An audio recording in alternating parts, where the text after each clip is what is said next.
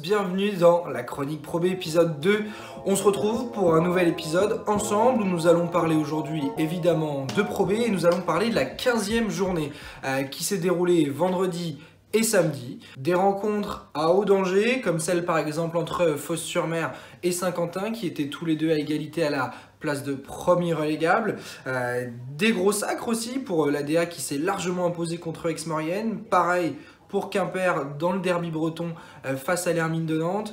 D'autres matchs qui étaient sous haute tension, notamment la prolongation entre Saint-Chamond et Paris. Deuxième prolongation en 2 matchs pour les joueurs d'Alain Tiné. Cette fois, ce sont eux qui se sont imposés face au Paris Basket. Autre rencontre qui a été très tendue, celle entre Vichy-Clermont et l'Évreux, ou encore celle entre Denain et Lille dans le derby du Nord. Première rencontre de cette 15e journée de Pro B, c'était celle qui opposait Fos-sur-Mer à Saint-Quentin. Victoire très importante des joueurs de Rémi Juita qui s'imposent 96-85 face aux Picards de Saint-Quentin. Il ne fallait pas la rater, celle-ci pour les deux équipes, et ça tombe dans l'escarcelle de l'équipe la plus expérimentée à ce niveau. Une victoire qui s'est notamment construite dans le deuxième quart-temps, remportée largement par les joueurs de Fos-sur-Mer. Ils tournaient à la mi-temps donc à plus 12. Ils avaient 14 points d'avance à la fin du troisième quart-temps. Ils ont su garder leur avance jusqu'au terme de cette rencontre. Au final, donc une victoire de 11 points, 96-85. Et ça fait beaucoup de bien aux joueurs de Fos-sur-Mer qui n'étaient pas en très bonne posture avant cette rencontre.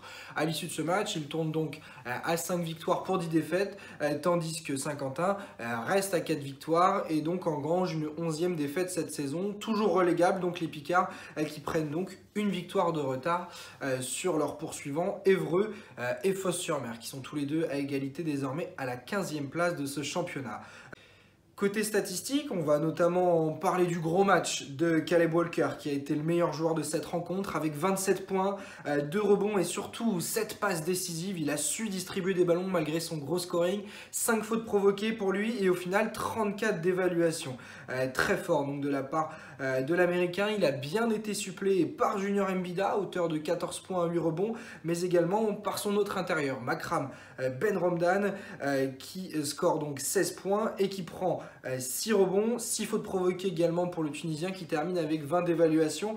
Ce trio donc a mené Fos-sur-Mer vers la victoire. Une victoire, comme je le répète, très importante donc face aux Saint-Quentinois. Du côté des Picards, la grosse stat, c'est Ryan Rooms qui score 30 points à 12 sur 13 au tir, 6 sur 7 au lancer franc, 5 rebonds pour lui et 32 d'évaluation. Un match très propre pour l'Américain, mais il a été un petit peu trop seul du côté de Saint-Quentin pour malheureusement pouvoir faire espérer à son équipe la victoire. On notera notamment les joueurs en sortie de banc qui n'ont pas été transcendants, à part le jeune Olivier Yao-Delon qui score 9 points et qui a été intéressant, donc 12 dévals pour lui en sortie de banc. Du côté donc de Saint-Quentin, Ryan Rooms qui a aussi bien été aidé par son compatriote américain, Drake Reed, qui score 15 points. Ça ne suffit donc pas. Saint-Quentin est donc toujours relégable à l'issue de cette journée, tandis que Fos-sur-Mer prend un petit peu le large sur le premier relégable avec donc une victoire d'avance. Deuxième match de cette 15e journée, c'est une très large victoire signée l'UJAP Quimper dans le derby breton. On l'attendait beaucoup du côté de la Bretagne et notamment de Quimper, puisque bon, Nantes, breton, pas breton, mais du côté de Quimper, on attendait beaucoup de cette rencontre. Au final, ça se passe très bien. Donc pour l'UJAP, les joueurs de Laurent Foirest s'imposent largement, 83-49 dans cette rencontre. Une rencontre qui a été dominée de fond en comble par les joueurs de Laurent Foirest, 19-7 à la fin du premier quart-temps, grosse prestation défensive, toujours 11 points d'avance à la mi-temps, 17 à la fin du troisième, pour au final s'imposer largement de 34 points grâce à un énorme dernier quart-temps. 49 points encaissés seulement sur la rencontre, c'est vraiment pas mal de la part des joueurs de Quimper. Du côté statistique, on va parler bien évidemment de la grosse prestation collective de la part des joueurs de l'UJAP. Pas moins de 7 joueurs à plus de 10 d'évaluation. Ils ont été emmenés par un très bon David Jackson, l'Américain auteur de 23 points à 11 sur 17 17 au tir avec 5 passes décisives pour 21 d'évaluation. C'est lui la meilleure évaluation de l'UJAP. Bien aidé en sortie de banc par une nouvelle fois le match très constant et très correct de la part de Toby Thomas, l'américain. Seulement 5 points mais surtout 8 passes décisives. Il a parfaitement distribué le ballon en rotation de Charlie Pontance à la main. Le meneur français qui score 9 points, 12 points pour Ryan Reed, 12 pour Lucas Dussoulier, 13 pour China Moneke. Ça s'est très bien passé donc pour Quimper dans cette rencontre qui a stoppé Nantes défensivement, et ça se retranscrit par les statistiques. Seulement 30 petits pourcents au tir pour les joueurs de Jean-Baptiste Lecronier, 1 sur 6 au tir pour Abdelkader Silla, 3 sur 14 pour le meilleur score de cette saison pour Nantes, René Rougeau, 4 sur 10 pour Mourad El Mabrouk. Ça ne s'est pas du tout bien passé donc pour Nantes qui a scoré à 17 sur 56, qui a perdu 17 ballons tandis que Quimper n'en perdait que 11. Grosse assise défensive donc pour l'UJAP qui conserve sa place de dauphin de la DA Blois dans ce championnat de Pro B après cette victoire. Du côté de Nantes, au niveau du classement, on redescend un petit peu. Deuxième défaite consécutive donc après celle face à Blois la semaine dernière. Les Nantais qui étaient donc deuxième il y a 2 journées sont donc désormais 7e avec 9 victoires pour 6 défaites. Attention, il va vite falloir reprendre de la confiance pour les joueurs de Jean-Baptiste Lecronier avant que le doute s'installe au sein du groupe nantais. Troisième rencontre de cette 15e journée, et c'est une grosse claque qui est à mettre à l'ordre de la DA Blois qui s'impose 90-58 à domicile face à Aix-Maurienne. Un match largement dominé par le leader de Pro B qui n'a pas du tout été inquiété tout au long de la rencontre. Un premier quart-temps remporté 29-11, plus 22 déjà à la mi-temps, et les joueurs de Michaelé ont tranquillement mené et déroulé tout au long de la rencontre pour s'imposer donc de 32 points, une grosse victoire encore une fois pour le leader, et c'est aussi une victoire collective à l'image également du match de Quimper. Tous les joueurs, hormis les 2 espoirs et la recrue de la DA Blois qui est arrivée cette semaine, ont passé les 10 d'évaluation, donc très grosse prestation collective, à l'image notamment d'un joueur qu'on n'a pas trop vu depuis le début de la saison, un joueur comme Cédric Bas, qui a des petites statistiques et qui a quand même scoré 13 points, pris 5 rebonds dans la rencontre. Le match également très complet d'un joueur qui ne joue pas tant que ça et qui ne score pas beaucoup depuis le début de la saison, Abdoulaye Sy qui découvre la Pro B, 5 points, 6 rebonds pour lui, 10 déval, un match aussi très complet, mais le gros match de cette rencontre, il est à mettre à l'ordre de Benjamin Monclar. Ses 16 points, surtout 4 sur 5 à 3 points, et ses 6 passes décisives ont permis donc à son équipe de dérouler vers la victoire, 24 déval donc pour Monclar. Bien aidé aussi par Alexis Tank qui en seulement 16 minutes fait un joli 11 points, 6 rebonds, 17 points encore pour le facteur X de cette équipe, le parfait 6e homme, Stéphane Gombeau.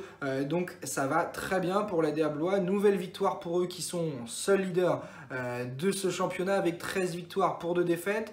Du côté de Aix-Maurienne, 12e place désormais, 7 victoires, 8 défaites. Attention parce que les équipes derrière commencent petit à petit à revenir. On le sait de toute manière, Aix-Maurienne qui va se battre jusqu'à la fin de la saison pour le maintien.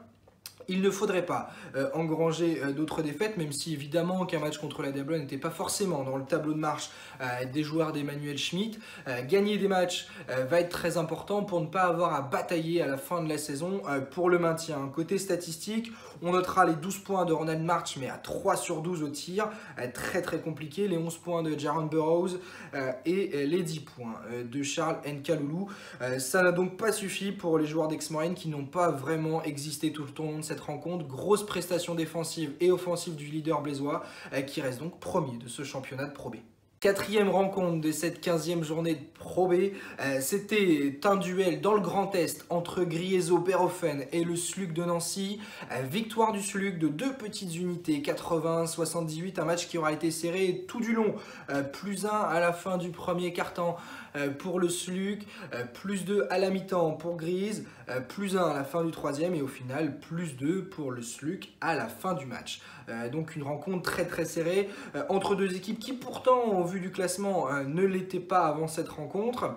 C'est une défaite dommageable pour Griezo-Berhofen qui aurait bien pris ce match. Ils sont désormais à 6 victoires pour 9 défaites après cette rencontre, tandis que Nancy prend seul la 3e place de ce classement avec 10 victoires, 5 défaites.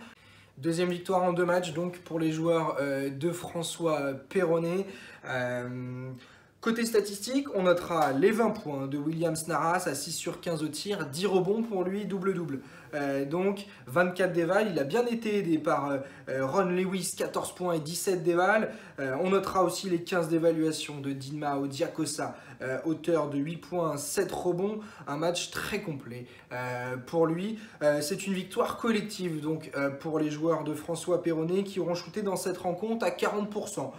Pas une très grosse stat, mais ils ont réussi défensivement à stopper l'adversaire, 78 points, c'est pas tant que ça, dans une rencontre qui est serrée, et ça permet donc une belle victoire pour les joueurs du SLUC, une victoire surtout importante pour les Nancéens en vue de sécuriser cette place en play-off. Griez Oberhofen qui à l'inverse va jouer le maintien jusqu'aux derniers instants de cette saison.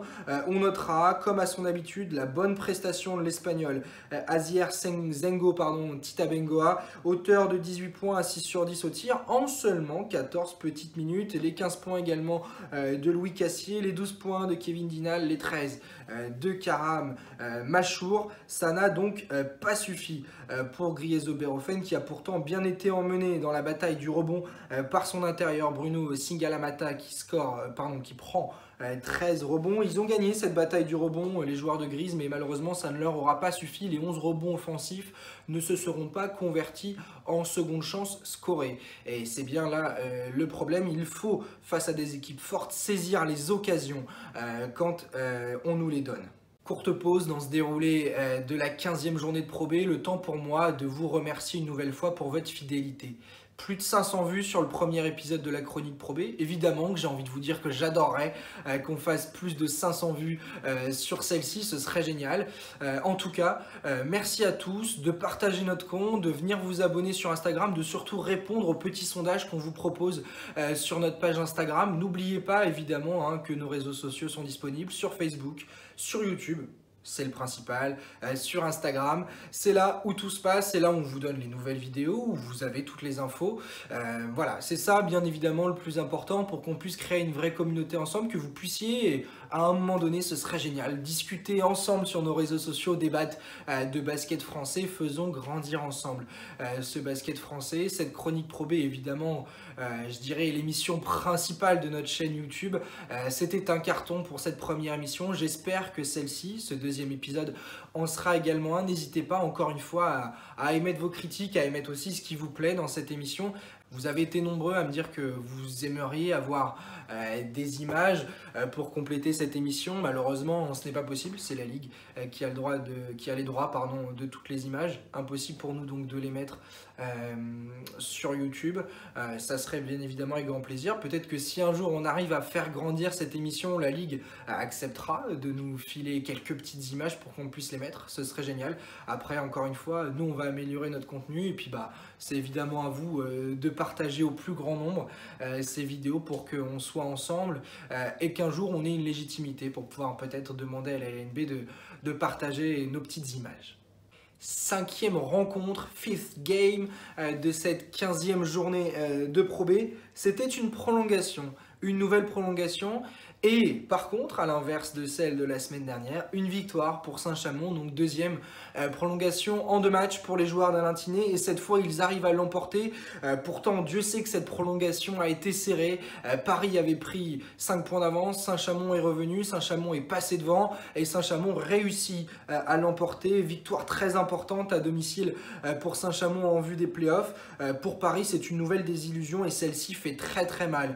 Cette défaite 83 va coûter cher en vue des playoffs pour les joueurs de Jean-Christophe Prat qui malheureusement n'arrivent pas à confirmer, qui n'arrivent pas à gagner de nouveau des rencontres. Au classement, ça stagne et statistiquement, ça se voit. Les leaders ne sont pas au niveau.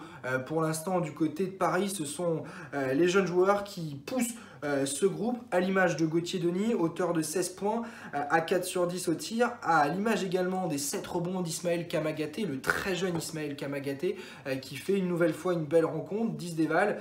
Il y a les 26 d'évaluation, les 22 points de Gary Florimond, qui a été le seul leader à emmener cette équipe, double-double pour lui avec 22 points, 10 rebonds, les 14 points de Nobel Bungukolo, mais ça ne suffit pas, notamment du fait de son 5 sur 15 au tir, à 33% au tir. Il met une grande partie de ses paniers durant la prolongation, donc sur les 40 premières minutes, il n'a pas été vraiment très bon.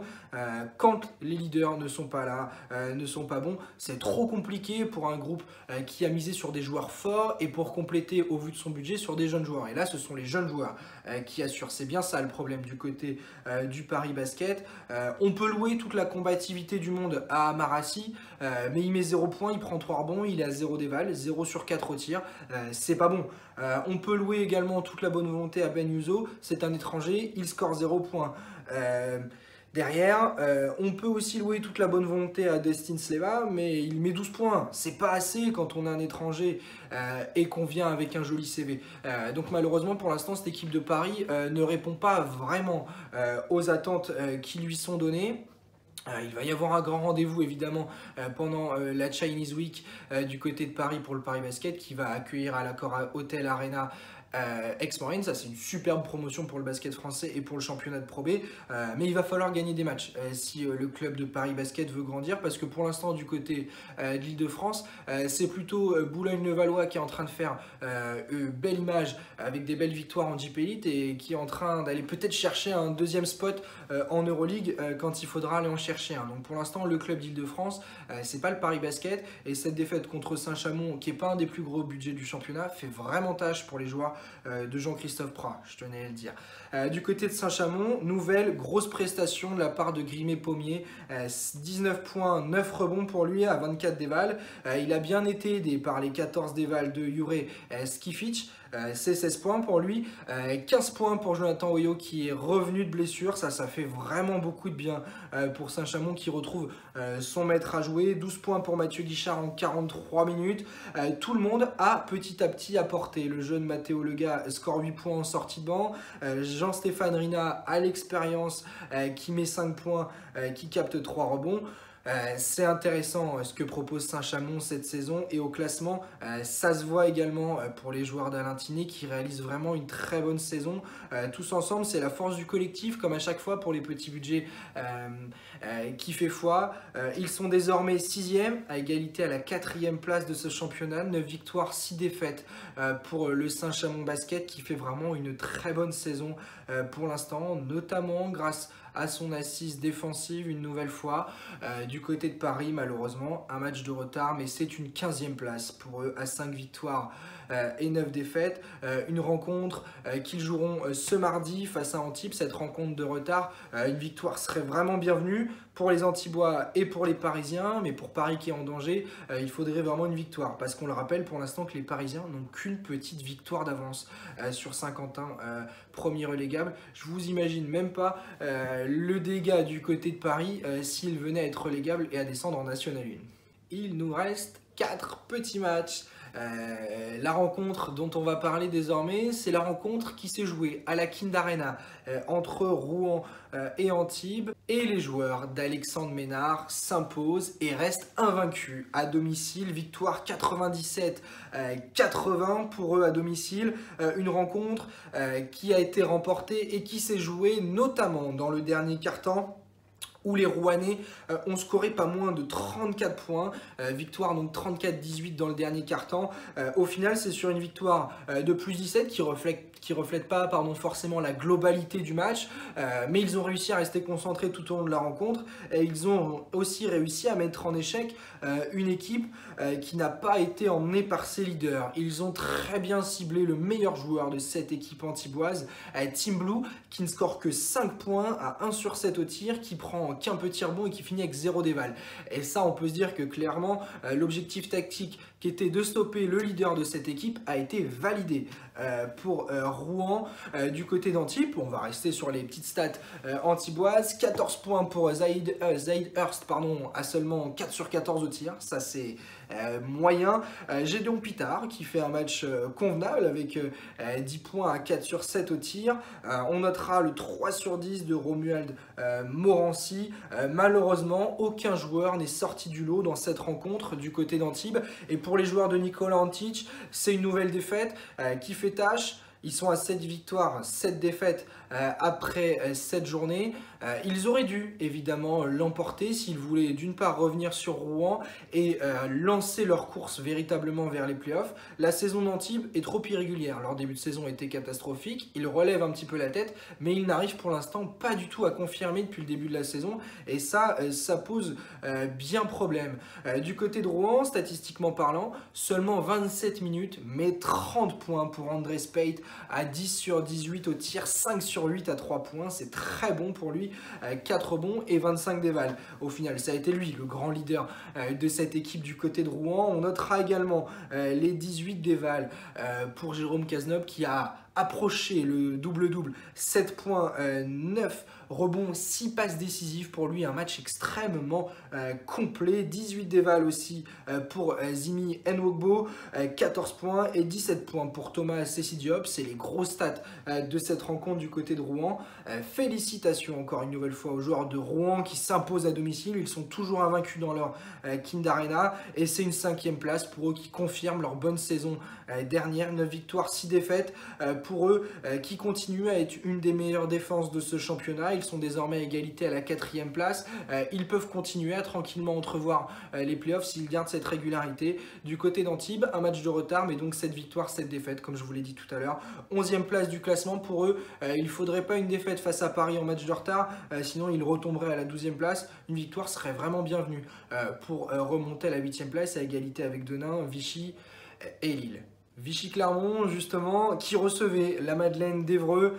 Évreux qui n'est pas très bien cette saison. Vichy-Clermont qui restait sur une défaite dommageable, voulait se relancer justement à domicile dans son palais des sports Pierre Coulon du côté donc de Vichy. Et c'est chose faite, même si tout n'a pas été simple pour les joueurs de Guillaume Vizade. Derrière à la mi-temps de 5 unités, 44-39, ils réussissent à faire une grosse deuxième mi-temps pour pouvoir l'emporter avec notamment un 3e quart-temps remporté 30 à 21. Au final, c'est une victoire plus 6, une victoire qui est vraiment précieuse dans la course au play-off. Pour eux, encore une fois, grosse assise offensive pour la JAVCM, 91 points sur la rencontre. Ils se sont appuyés encore une fois sur leur talent offensif par leur leader, mais également par les joueurs qui sont sortis du banc.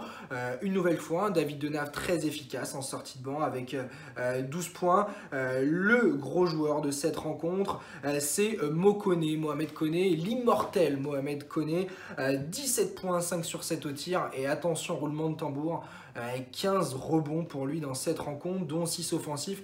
La bataille du rebond, ça a été ça la clé de cette rencontre. 15 rebonds offensifs pour la JAVCM, c'est beaucoup trop, c'est beaucoup trop.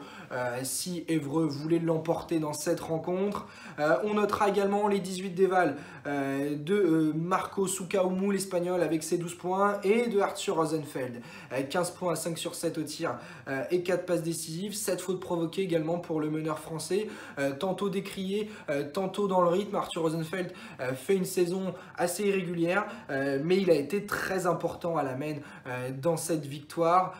C'est donc une nouvelle victoire pour la JAVCM qui l'emporte. Du côté d'Évreux, une nouvelle fois, vraiment la clé du match, ça a été ce rebond. C'est pas possible de prendre 15 rebonds offensifs sur la tête, en sachant qu'ils ne prennent que 28 rebonds dans le match, alors que Vichy en prend plus de 40. Voilà. Sur des matchs serrés, quand on laisse trop de deuxième chance à l'adversaire, on ne peut pas espérer l'emporter. Je noterai quand même statistiquement le bon match de Paul Rigaud, auteur de 18 points, 8 rebonds pour 27 dévals. Un match vraiment correct donc pour Rigaud qui a été donc un peu trop seul. Malheureusement, un match serré, et quand il s'agit de match serré, il faut être précis dans les petits détails. La Madeleine d'Évreux ne l'a pas été, et surtout dans la deuxième mi-temps.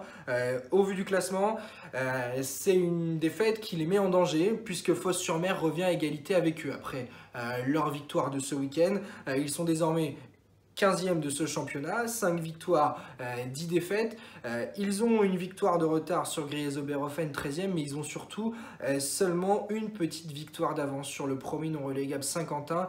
Il va falloir gagner des matchs, évidemment face au relégable, mais ce genre de match serré, il va falloir les prendre pour les joueurs de Fabrice Lefrançois. Avant-dernière rencontre de cette 15e journée de Pro B, c'est une nouvelle défaite pour le PB 86. Une défaite une nouvelle fois dommageable puisqu'ils étaient dans le match et ils ont à nouveau lâché défaite 93-74 dans un match où ils n'étaient qu'à moins 2 à la pause, où surtout ils étaient à domicile. Quand on joue le maintien, il ne faut pas lâcher de match à domicile, surtout face à des équipes qui sont mal en point. Soufel-Weiersheim faisait partie de ces équipes mal en point et Soufel-Weiersheim retrouve une nouvelle fois le chemin de la victoire, reprend sa marche vers l'avant et pourtant Dieu sait que les joueurs de Jérôme Navier avaient ce match en main, ou en tout cas positivement. 25-24 pour eux à la fin du premier quart-temps, seulement moins 2 à la pause. Ils passent à moins 9 à la fin du troisième quart-temps, bien évidemment stoppé par la dureté défensive de l'adversaire et à nouveau un manque d'adresse notoire. Et derrière, un dernier quart-temps qui les voit finir à moins 19. C'est une défaite qu'il ne fallait surtout pas prendre pour Poitiers. On le sait, ils sont à seulement une victoire cette saison. Il leur faut remporter à minima les matchs à domicile pour espérer se maintenir. On peut vraiment le dire, ils ont vraiment de la chance que Saint-Quentin ne l'ait pas emporté, parce que clairement, si Saint-Quentin l'avait emporté, avait pris 4 victoires d'avance sur Poitiers, ils pouvaient dire adieu au maintien, pardon, même si on n'est même pas arrivé à la moitié de ce championnat. La nouvelle recrue, Mani Oubia, qui ne met pas un seul point du match à 0 sur 5 au tir. Alors effectivement, il délivre 8 passes décisives, mais il perd de ballon et ouais, il score pas, il apporte pas. Et ça, c'est un réel problème quand on sait qu'il était censé amener de la vitesse, du scoring, de l'adresse. Là, c'est un premier match à 0 sur 5 en 26 minutes.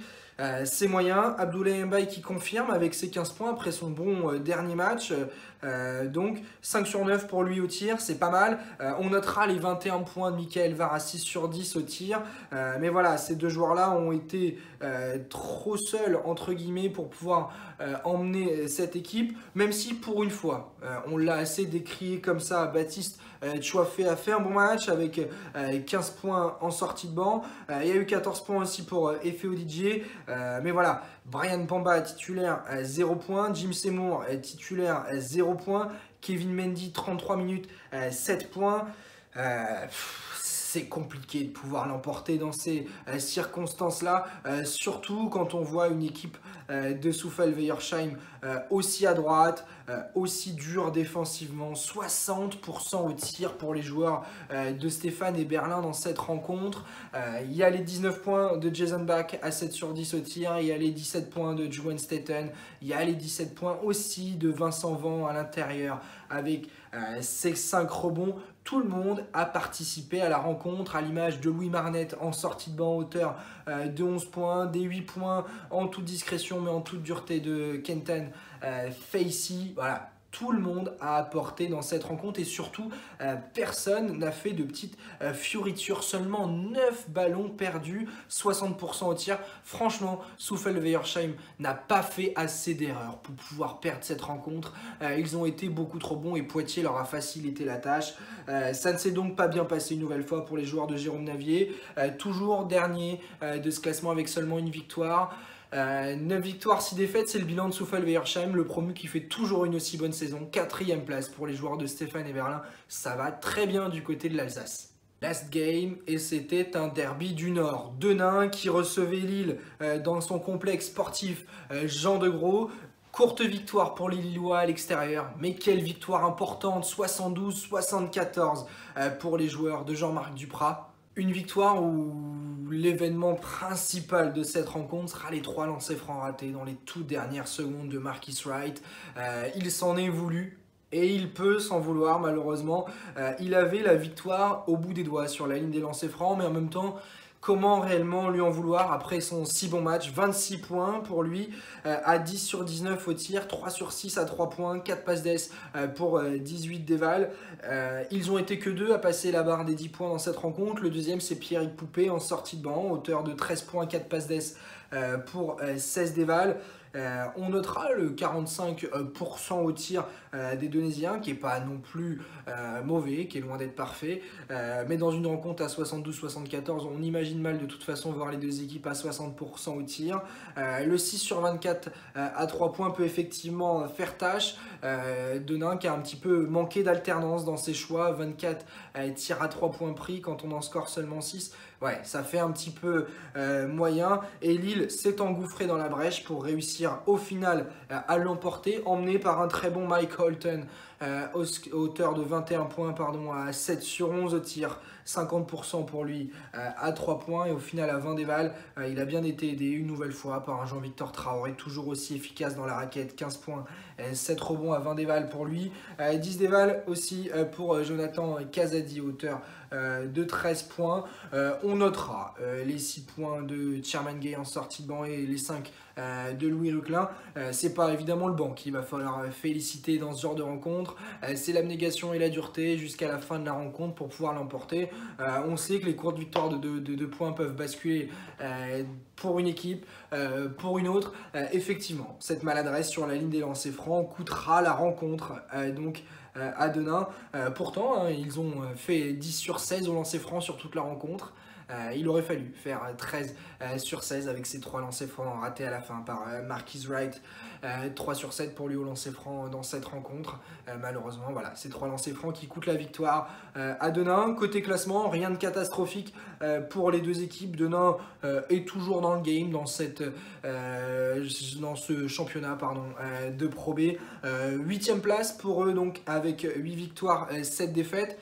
C'est une bonne opération effectivement pour le Lille Métropole Basket qui revient donc à égalité au classement avec Denain. 8 victoires pour 7 défaites aussi pour eux qui sont derrière au point average.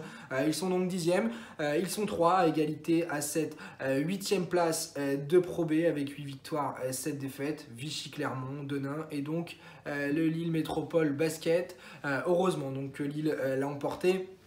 Une défaite les aurait fait tomber à la 13e place du championnat. Donc ils sont toujours en course pour ces playoffs. Voilà, donc si on se refait un petit point du côté classement pour terminer cette émission, à la première place de ce championnat, la DA Blois, 13 victoires, 2 défaites, ça va toujours aussi bien pour les joueurs de Michaëlé. Quimper conserve cette deuxième place après sa belle victoire face à Nancy, 11 victoires, 4 défaites pour eux. Suivent derrière Nancy à la 3e place, à égalité à la 4e place, Souffel-Weiersheim, Rouen et Saint-Chamond ainsi que l'Hermine de Nantes, défaite donc par l'UJAP Quimper. Derrière, un autre groupe de poursuivants à la 8e place, 8 victoires, 7 défaites pour Denain, Vichy, Clermont, Lille. Un match en moins pour Antibes à la 11e place avec 7 victoires, 7 défaites. Suivent derrière avec 7 victoires, 8 défaites, Aix-Maurienne. Griez-Oberhofen derrière avec cette 13e place, 6 victoires cette saison pour les Alsaciens. 14e place pour le Paris Basket avec un match de retard, 5 victoires, 9 défaites pour les joueurs de Jean-Christophe Prat. Derrière, ça va être une lourde bataille pour le maintien. Évreux 15e, Fos-sur-Mer 16e à égalité avec la Madeleine d'Évreux. Les deux relégables, Saint-Quentin, donc 4 victoires, 11 défaites. Une petite victoire de retard sur le groupe des premiers non relégables. Et Lanterne Rouge, seul pour l'instant. Pas très bonne cette saison, j'ai envie même de dire quasiment nul. Le Poitiers Basket 86, une victoire, 14 défaites pour les joueurs de Jérôme Navier. Plus on avance en journée, plus le maintien s'annonce très compliqué. Donc pour les Poitevins. Voilà tout ce que je pouvais dire sur cette 15e journée. En tout cas, c'était une nouvelle fois un réel plaisir de vous retrouver, de tourner cette émission, de la préparer pour vous. Je sais que vous allez être au rendez-vous, je sais que vous allez continuer à donner du soutien. En tout cas, n'hésitez pas évidemment vraiment à partager cette émission. Elle vous a plu, donc a priori sur le premier épisode. Si le premier épisode vous a plu, j'espère que le deuxième vous plaira toujours plus.